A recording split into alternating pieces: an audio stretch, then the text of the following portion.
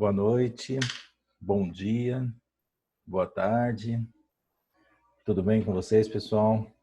Estamos dando continuidade ao estudo do Evangelho segundo o Espiritismo. Hoje vamos fechar o capítulo 1, Não Vim Destruir a Lei, parte 3. Vamos então, que a gente tem muita coisa para ver hoje. Começando aqui no item 1.5, Instruções dos Espíritos à Nova Era. Deus é único e Moisés é o Espírito, que ele enviou em missão para torná-lo conhecido, não só dos hebreus, como também dos povos pagãos.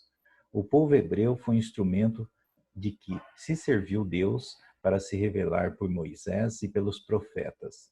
E as vicissitudes por que passou esse povo destinavam-se a chamar a atenção geral e a fazer cair o véu que ocultava aos homens a divindade. Os mandamentos de Deus, dados por intermédio de Moisés, contêm o germe da mais ampla moral cristã. Os comentários da Bíblia, porém, restringiam-lhe o sentido, porque, praticada em toda sua pureza, não a teriam então compreendido. Mas, nem por isso, os 10 mandamentos de Deus deixavam de ser um frontispício brilhante, qual farol destinado a clarear a estrada que a humanidade tinha de percorrer. Então aqui embaixo, aqui, o frontispício é uma ilustração decorativa elaborada que aparece na página que antecede a página do título de um livro. Então, aqui a gente não vai mais... Moisés, a gente já conversou bastante sobre ele, né? Então, a gente não precisa se prender mais a isso. Mas a gente pode aqui, diante desse texto, quando ele fala que o povo hebreu foi instrumento de que se serviu Deus para se revelar por Moisés e pelos profetas. E as vicissitudes por que passou esse povo destinavam-se a chamar a atenção geral e a fazer cair o véu que ocultava aos homens a divindade. Então, a gente pode ter aqui duas interpretações. Uma é imaginar que Deus colocou os hebreus naquela condição de sofrimento, de escravidão, por tanto tempo, para depois resgatá-los e mostrar o seu poder. E isso seria um pensamento mais próximo do pensamento, claro, de Moisés. E seria, claro, contrário a tudo aquilo que a gente vem falando aqui. Ele não vai pegar um grupo de pessoas e mostrar o quanto ele é poderoso. Nós já conversamos sobre isso. Então, o que a gente pode concluir disso? Que seria, claro, um outro ponto de vista. As nossas relações no dia a dia que levam a esse caminho, em muitas situações você vê escravidão. Muitas situações. Tem escravidão em carvoaria, que vocês já devem ter visto algumas reportagens. Tem escravidão em alguns ambientes de trabalho. Tem escravidão quando, por exemplo, um pai coloca uma criança para trabalhar. Então, se a gente puder refletir naquele momento aqui, que a gente está colocando nesse estudo, qual era o povo que estava mais necessitado de uma mensagem divina? Qual era o povo que tinha uma necessidade pontual que estava sofrendo? Os hebreus, né? Ninguém vinha para libertá-lo depois de tanto tempo de escravidão. Aí eles mandam um espírito que acaba passando por tudo que Moisés passou. Viveu dentro de um palácio, de um faraó, ao invés de ficar lá junto com os hebreus. Mas, enquanto estava no palácio, todos nós sabemos que ele possuía, sim, um sangue hebreu. Ou seja, o cenário estava todo preparado para isso. Se você coloca um Moisés entre os egípcios, a coisa já não vai acontecer. Ele ia se tornar, no máximo, um sacerdote, no máximo, né? Porque ele não teria o mesmo poder, porque o povo egípcio não tinha as necessidades que os hebreus possuíam. Todos nós sabemos que é na dor que buscamos algo mais e não no prazer. Os egípcios, na época, viviam bem, se comparado aos hebreus. Então é muito importante que a gente tenha isso em mente, que Deus, ele não joga com a humanidade como se fosse peça de tabuleiro. Ó, agora eu vou deixar vocês sofrendo 10, 20 anos para vocês aprender como que as coisas são. É meio sádico. Deus não tem esse tipo de ação. Nós temos o livre-arbítrio e aquilo que a gente sofre, nós mesmos causamos. A gente já conversou sobre isso. Ou seja, em vários locais do mundo, em toda a história do mundo, vários indivíduos surgiram para trazer uma mensagem. Só que como esses locais não tinham necessidades pontuais, eles não tinham, digamos assim, espaço para crescimento e acabaram não se destacando, mas deixaram, claro, suas mensagens. Então, trazendo aqui para a nossa vida atual, um indivíduo extremamente honesto, que quer lutar contra a corrupção, dificilmente ele vai conseguir algum resultado sendo um deputado ou um senador, porque nesse cenário há tantos interesses contrários em volta dele que ele não consegue crescer. Agora, se esse indivíduo atua num bairro mais afastado, um local que também não é regido por pessoas corruptas e que estejam em nítido sofrimento, necessitadas por melhoria, ele começa a trazer uma mensagem de esperança, de liberdade, ele tem muito mais chance de fazer as coisas acontecer. Entenderam essa analogia que eu fiz com Moisés? Então vamos em frente. A moral que Moisés ensinou era apropriada ao estado de adiantamento em que se encontravam os povos que ele se propunha regenerar. E esses povos semi-selvagens, quanto ao aperfeiçoamento da alma, não teriam compreendido que poderiam adorar a Deus de outro modo que não por meio de holocaustos. Notável do ponto de vista da matéria, e mesmo do das artes e das ciências, a inteligência deles era muito atrasada e se achava em moralidade e não se houvera convertido sob o império de uma religião inteiramente espiritual. Era-lhes necessária uma representação semimaterial, qual a que apresentavam então a religião hebraica. Lembrando aqui, coloquei um asterisco aqui no holocausto. O holocausto é sacrifício pelo fogo. Nesse pedacinho aqui que eu li, o que está sendo dito é que o mal que Moisés causou pode ser amenizado em função do contexto que ele estava inserido. Ou seja, um povo extremamente ignorante. Então, trazendo para os dias de hoje, se aquilo era apropriado para os povos semi-selvagens, e era apropriado para os povos semi-selvagens, quem ainda segue aquilo está se colocando também como um povo semi-selvagem. Estou lembrando algo que a gente conversou em uma das últimas aulas. Continuando.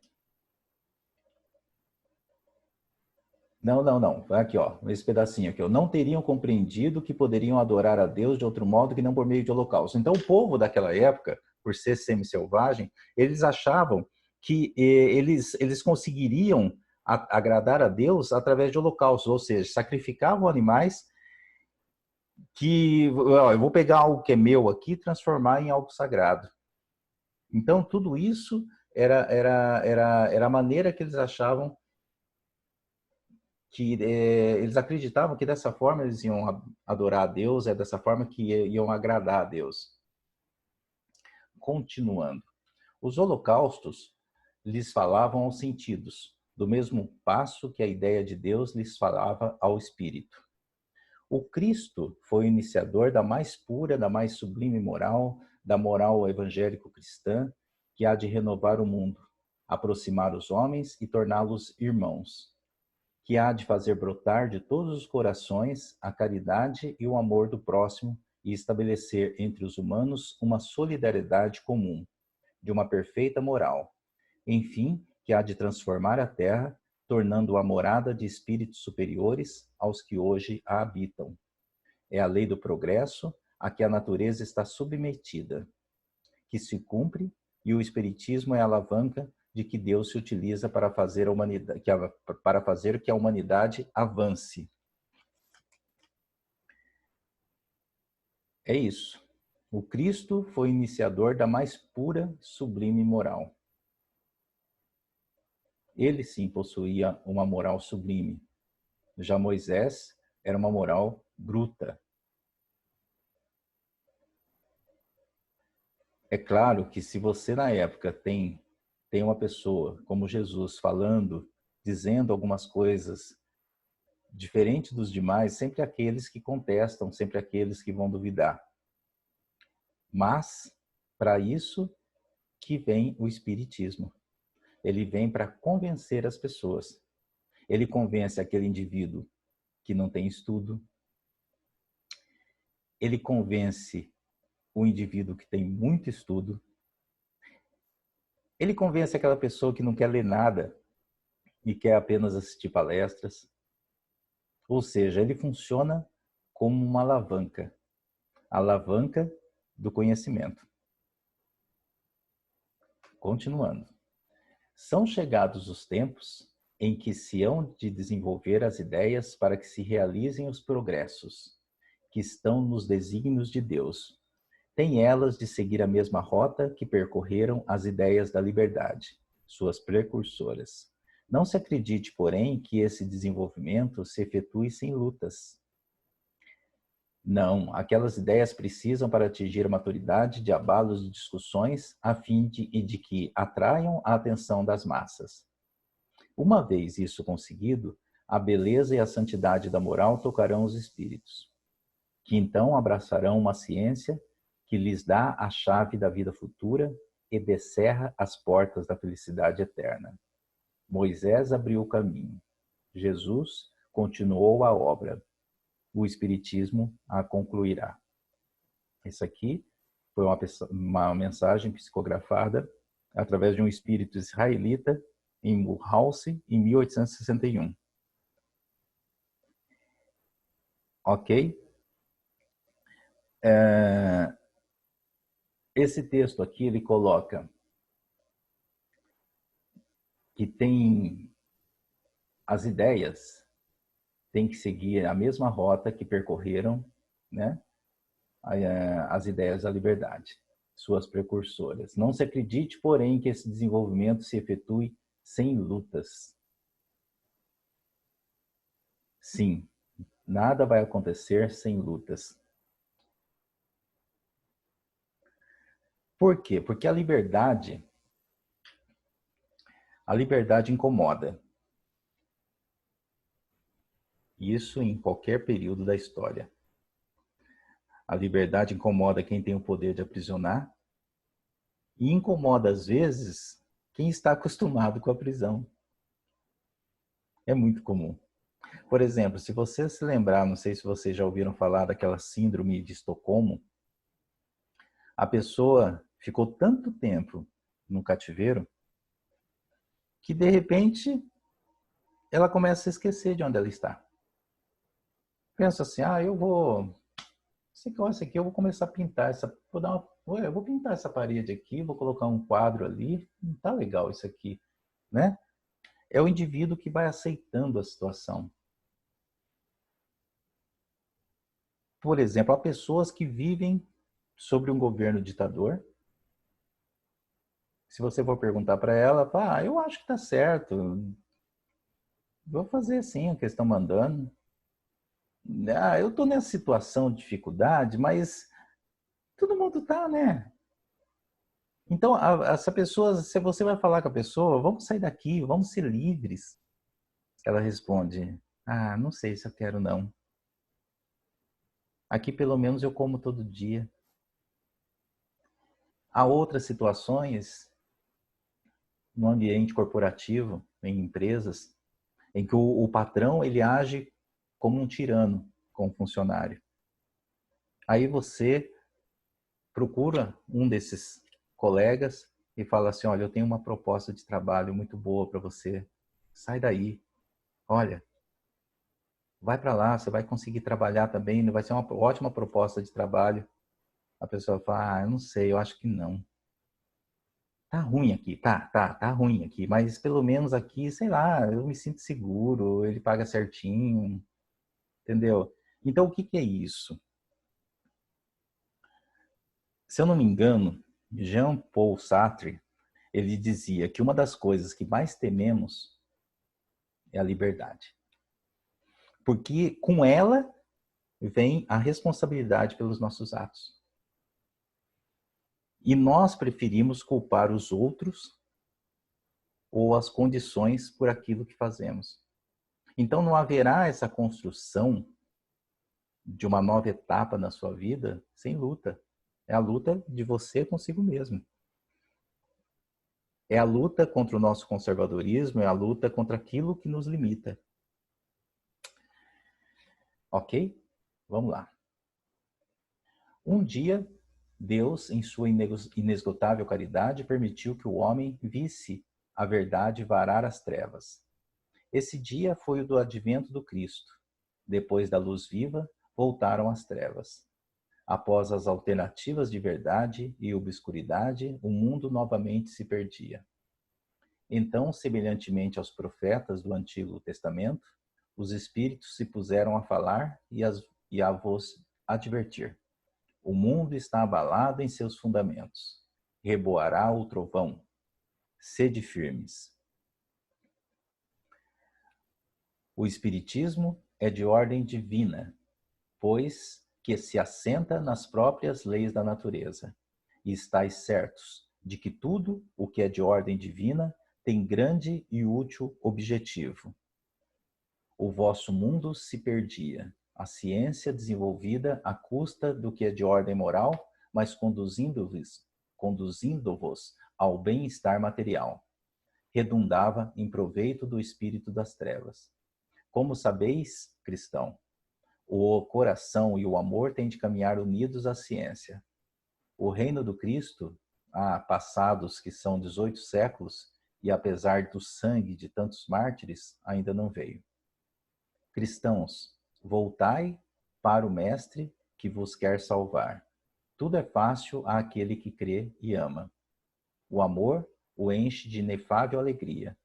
Sim, meus filhos, o mundo está abalado, os bons espíritos vô-lo dizem sobejamente, dobrai-vos a rajada que anuncia a tempestade, a fim de que não serdes derrubados. Isto é, preparai-vos e não imiteis as virgens loucas que foram apanhadas desprevenidas à chegada do esposo. As virgens loucas. O que é isso? Eu coloquei aqui uma nota que está em Mateus 25, de 1 a 13, na Bíblia Sagrada. Vamos lá. Então o reino dos céus será semelhante a 10 virgens que, tomando as suas lâmpadas, saíram ao encontro do esposo. E 5 delas eram prudentes, e havia também 5 loucas. As loucas, tomando as suas lâmpadas, não levaram azeite consigo, mas as prudentes levaram azeite em suas vasilhas, com suas lâmpadas. E tardando o esposo, tosquenejaram todas e adormeceram.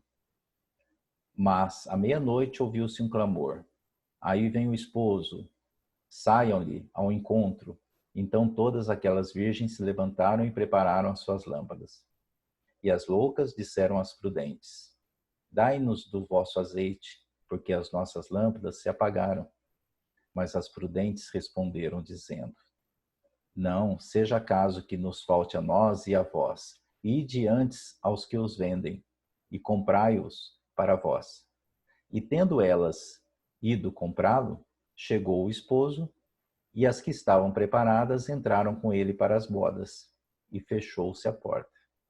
E depois chegaram também as outras virgens, dizendo: Senhor, Senhor, abre-nos. E ele respondendo disse: Em verdade vos digo que vós não conheço. Vigiai, pois, porque não sabeis o dia nem a hora que o Filho do Homem há de vir. Então, para início de conversa, essa questão aqui é mais uma parábola que Jesus nos deixou, que aqui é claro que o esposo não é bem o esposo, é Jesus que vem até elas, né? E o que a parábola diz? Que a nossa salvação é individual. A lâmpada, a sua lâmpada, não vai se acender com o meu azeite. Não importa quanto eu estude, não importa quanto eu me sacrifique, eu não carrego mãe, eu não carrego filho, eu não carrego esposa ou esposo, eu só carrego a mim. E eu tenho que estar preparado.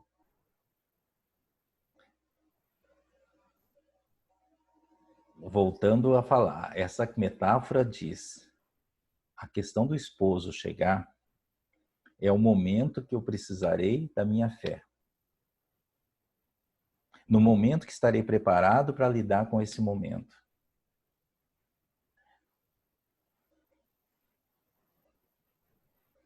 Se algo muito sério e importante chega, eu estarei preparado? Mas que momento é esse? É um momento que, por exemplo, um ultrassom mostra que o meu filho virá com síndrome de Down, ou que está com uma deficiência física, ou no momento que vem uma doença e você fica perdido, pois não tem de onde tirar o dinheiro. É no momento que você não fortalece a amizade e acaba sozinho na sua velhice. São momentos que chegam em nossa vida e não estamos preparados, entenderam? Algumas traduções colocam como virgens despreparadas, virgens desprevenidas. Eu coloquei da forma que está no Evangelho. Agora, a postura dessas loucas aí, como foi colocado o texto, são aquelas pessoas que falam assim: ah, deixa pra lá, deixa, eu tenho meu amigo lá que ele me ajuda na hora do vamos ver, ele tá perto de mim, tudo vai dar certo, não deixa quieto, eu não preciso ir atrás disso agora.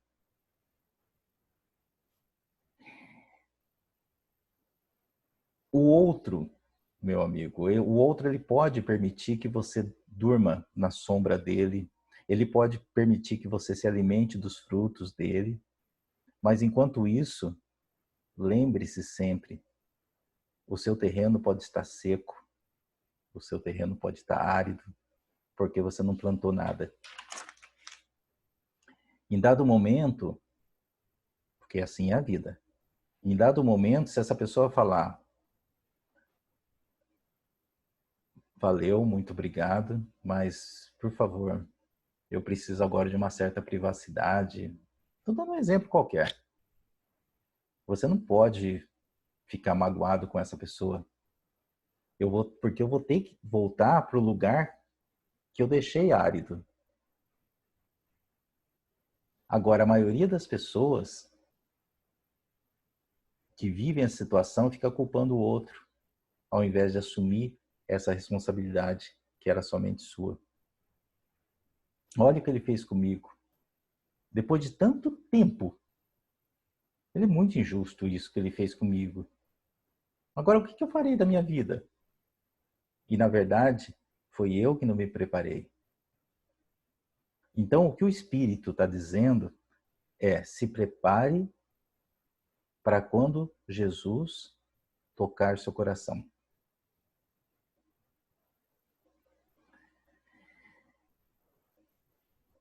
Porque aí você vai estar preparado para esse momento. Você terá os recursos para isso. Ah, mas aí você vai me perguntar, mas como? O que eu faço? Como eu me preparo? O que você está fazendo aqui nesse curso, de acompanhar esse estudo, você já está se preparando. De repente você está no outro estudo também, com qualquer outro expositor, você está se preparando. Só o fato de você estar aqui. Entendeu? Mas vamos em frente? Vamos falar de Santo Agostinho. Santo Agostinho é um dos maiores vulgarizadores do Espiritismo. Aqui o termo vulgarizadores seria divulgadores. Não é que está errado, mas ele tem uma significação no Evangelho como divulgação. Manifesta-se quase por toda parte. A razão disto encontramo-la na vida desse grande filósofo cristão. Pertence ele à vigorosa falange dos pais da Igreja, aos quais deve a cristandade seus mais sólidos esteios. Como vários outros, foi arrancado ao paganismo, ou melhor, à impiedade mais profunda, pelo fulgor da verdade. Quando, entregue aos maiores excessos, sentiu em sua alma aquela singular vibração que o fez voltar a si e compreender que a felicidade estava alhures, que não nos prazeres enervantes e fugitivos. Quando, afinal, no seu caminho de Damasco, também lhe foi dado ouvir a santa voz aclamar-lhe: Saulo, Saulo, por que me persegues? Exclamou: meu Deus, perdoai-me, creio, sou cristão. E desde então tornou-se um dos mais fortes sustentáculos do Evangelho. Podem ler-se nas mais notáveis confissões que esse eminente espírito deixou, as características e ao mesmo tempo proféticas palavras que proferiu, depois da morte de Santa Mônica. Estou convencido de que minha mãe me virá visitar e dar conselhos. Estou convencido que minha mãe me virá visitar e dar conselhos, revelando-me o que nos espera da vida futura. Que ensinamento nessas palavras e que retumbante previsão da doutrina por vindoura. Esta a razão porque hoje, vendo chegada a hora de divulgar a verdade que ele outrora pressentira, se constituiu seu ardoroso disseminador e, por assim dizer, se multiplica para responder a todos os que o chamam. Aqui, quem colocou esse texto foi Erasto, discípulo de Paulo, Paris, 1863. Então, aqui Erasto coloca uma comparação com Paulo, né? Paulo de Tarso, que foi um apóstolo, né? Foi o apóstolo Paulo, Saulo de Tarso e São Paulo. Foi um dos mais influentes escritores do cristianismo primitivo, cujas obras compõem parte significativa do Novo Testamento. Conhecido como Saulo, se dedicava à perseguição dos primeiros discípulos de Jesus na região de Jerusalém. De acordo com o relato na Bíblia, durante uma viagem entre Jerusalém e Damasco, numa missão para que, encontrando fiéis por lá, os levassem presos a Jerusalém. Saulo teve uma visão de Jesus envolto numa grande luz, ficou cego, mas teve a visão recuperada após 3 dias por Ananias, que também o batizou, conforme começou então a pregar o cristianismo. Então, Erasto, ele faz uma comparação com Saulo, né?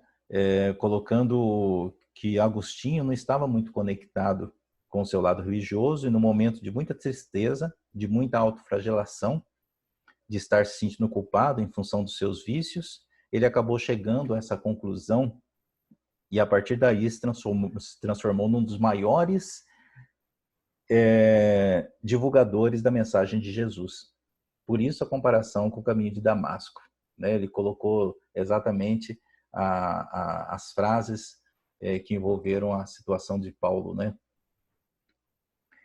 Então ele teve essa visão, ficou cego, e depois de 3 dias o Paulo foi curado, e nessa cegueira ele compreendeu que ele estava fazendo errado. Mas voltando aqui ao Santo Agostinho, ele fala assim: quando entregue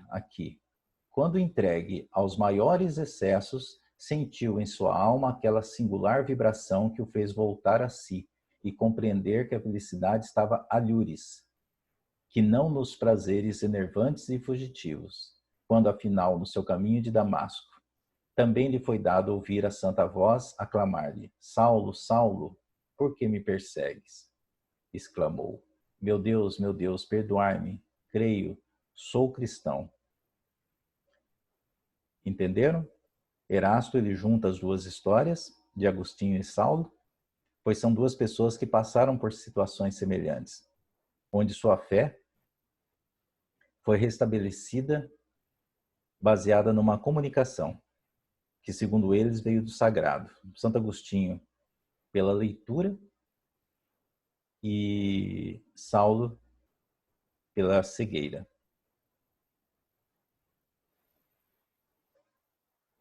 Ok? Nesse caso aqui, Saulo, respirando ainda ameaças e mortes contra os discípulos do Senhor, dirigiu-se ao sumo sacerdote e pediu-lhe cartas para Damasco, para as sinagogas, a fim de que encontrasse alguns desse caminho, quer homens, quer mulheres, os conduzissem presos a Jerusalém. E indo no caminho, aconteceu que, chegando perto de Damasco, subitamente o cercou um resplendor de luz do céu. E caindo em terra, ouviu uma voz que lhe dizia: Saulo, Saulo, por que me persegues? E ele disse: quem és, Senhor? E disse o Senhor: eu sou Jesus, a quem tu persegues. Duro é para ti recalcitrar contra os aguilhões. E ele, tremendo e atônito, disse: Senhor, que queres que eu faça? E disse-lhe o Senhor: levanta-te e entra na cidade, e lá te será dito o que te convém fazer. E os homens que iam com ele pararam espantados, ouvindo a voz, mas não vendo ninguém. E Saulo levantou-se da terra, e abrindo os olhos, não via ninguém. E guiando-o pela mão, o conduziram a Damasco. E esteve 3 dias sem ver, e não comeu, e nem bebeu. E havia em Damasco um certo discípulo chamado Ananias. E disse-lhe o Senhor, em visão: Ananias. E ele respondeu: eis-me aqui, Senhor. E disse-lhe o Senhor: levanta-te e vai à rua chamada direita, e pergunta em casa de Judas por um homem de Tarso chamado Saulo. Pois eis que ele está orando. E numa visão ele viu que entrava um homem chamado Ananias e punha sobre ele a mão, para que tornasse a ver. E respondeu Ananias: Senhor, há muitos eu ouvi acerca desse homem, quanto males tem feito aos teus santos em Jerusalém. E aqui tem o poder dos principais dos sacerdotes, para prender a todos os que invocam teu nome. Disse-lhe, porém, o Senhor: vai, porque este é para mim um vaso escolhido, para levar meu nome diante dos gentios, e dos reis e dos filhos de Israel. E eu lhe mostrarei quanto deve padecer pelo meu nome. E Ananias foi, e entrou na casa, e impondo-lhe as mãos, disse: Irmão Saulo, o Senhor Jesus, que te apareceu no caminho por onde vinhas, me enviou, para que tornes a ver e seja cheio do Espírito Santo. E logo lhe caíram dos olhos como que umas escamas, e recuperou a vista. E levantando-se, foi batizado. E tendo comido, ficou confortado. E esteve Saulo alguns dias com os discípulos que estavam em Damasco. E logo nas sinagogas pregava a Cristo. Este é o Filho de Deus.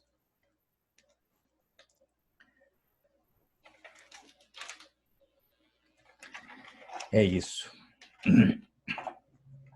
É disso tudo aqui que Erasto estava falando no texto anterior.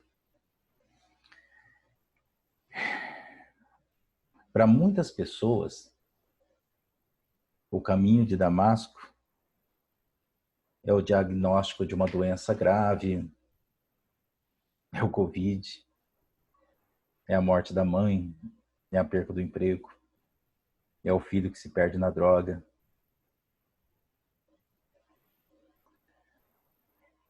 É a consciência de continuarmos pensando sempre da mesma forma ou agindo da forma que a gente foi ensinado ao longo de tantos anos pela vida. Por isso que aqui, nesse estudo, eu sempre coloco, por mais que você tenha lido 5, 10 vezes o Evangelho, chegue aqui como alguém que nunca o leu. Vamos juntos lê-lo de uma forma diferente. Vamos lê-lo pausadamente. Vamos entender a força das mensagens que estão aqui. Só nessa última passagem aqui que a gente acabou de ler, a gente viu que Saulo aceitou de forma resignada os 3 dias de cegueira. Esses 3 dias de cegueira pode significar na nossa vida momentos difíceis que a gente passa. Lembra de uma das últimas aulas que a gente colocou alguns exemplos de momentos difíceis e a gente sempre tem que ter em mente amar a Deus acima de todas as coisas? Então essa é a mensagem para fechar o primeiro capítulo. Não vim destruir a lei. Esta é a lei de fato. A lei que fala do amor, a lei que fala da redenção, a lei que fala, acima de tudo, da fé. É a gente estar sempre trabalhando para o coração estar aberto a receber. E isso não se refere a Paulo, a Saulo, a Santo Agostinho, se refere a Maria, ao Pedro, a Rose, a Sandra, se refere a cada um de nós. Porque significa que iremos parar e reconhecer a nossa cegueira com relação aos nossos preconceitos, com relação às nossas limitações, com relação aos nossos dogmas. Pensem nisso. O nosso próximo encontro, a gente vai entrar no capítulo 2, Meu reino não é deste mundo, primeira parte. Mas agora que fechamos o capítulo 1, eu passarei a vocês uma tarefa e eu peço que todos respondam, por favor. Por favor. Eu gostaria muito de ver a participação de vocês. A tarefa é simples, basta vocês folhearem os textos, os slides que eu passei, ou o próprio evangelho consta lá. É uma maneira de eu aferir a participação de vocês, a interação de vocês com esse curso, ok? Eu aguardo o envio, pode enviar no privado para mim as respostas desse teste. Muito obrigado de coração, que Deus abençoe a vida de cada um e nos encontramos semana que vem.